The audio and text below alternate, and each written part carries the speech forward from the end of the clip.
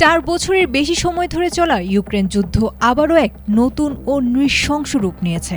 সম্মুখ সমরের তীব্রতার পাশাপাশি আকাশপথের দূরপাল্লার ড্রোন ও ক্ষেপণাস্ত্রের হামলা দুই পক্ষেরই অন্যতম প্রধান কৌশলে পরিণত হয়েছে। এরই ধারাবাহিকতায় ইউক্রেনের জনবহুল এলাকাগুলোতে তৈরি হয়েছে একের পর এক বিভীষিকাময় পরিস্থিতি। শুক্রবার ইউক্রেনের মধ্যাঞ্চলীয় শিল্পনগরী ক্রিভি রিহের একটি ব্যস্ত শপিং কমপ্লেক্স মুহূর্তে রূপ নেয় এক ধ্বংসস্তূপে। ছুটির আমেজে থাকা মানুষের কেনাকাটার মুহূর্তটি ধূলিসাৎ হয়ে যায় আকস্মিক রুশ ড্রোন হামলায়। প্রথম আঘাতের পরপরই শপিং সেন্টারে আগুন ধরে যায় এবং ঘন ধোঁয়ায় চারদিক ঢেকে যায়।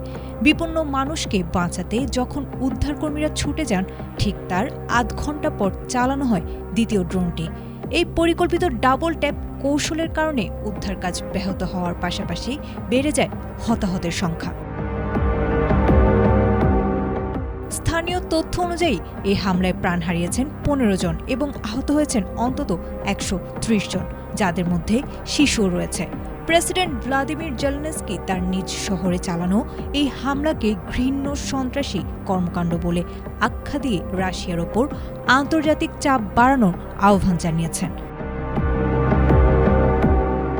তবে হামলা শুধু ক্রিভি রিহেই সীমাবদ্ধ ছিল না। একই দিনে মাইকোলাইভ ও খার্কিভ অঞ্চলেও পৃথক হামলায় নিহত হন শিশুসহ আরও একাধিক বেসামরিক নাগরিক। সব মিলিয়ে ওই একদিনেই ইউক্রেন জুড়ে প্রাণ হারিয়েছেন অন্তত 21 জন।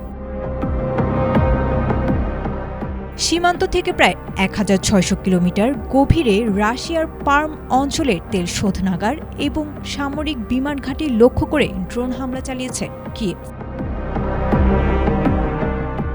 জাতিসংঘের মানবাধিকার মিশনের তথ্যমতে যুদ্ধের তীব্রতা বৃদ্ধির সাথে সাথে বেসামরিক প্রাণহানির আশঙ্কাজনক হারে বেড়েছে।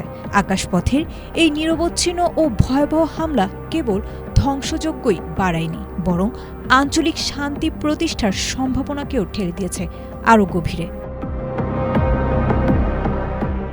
আয়েশা আক্তার, এটিএন বাংলা।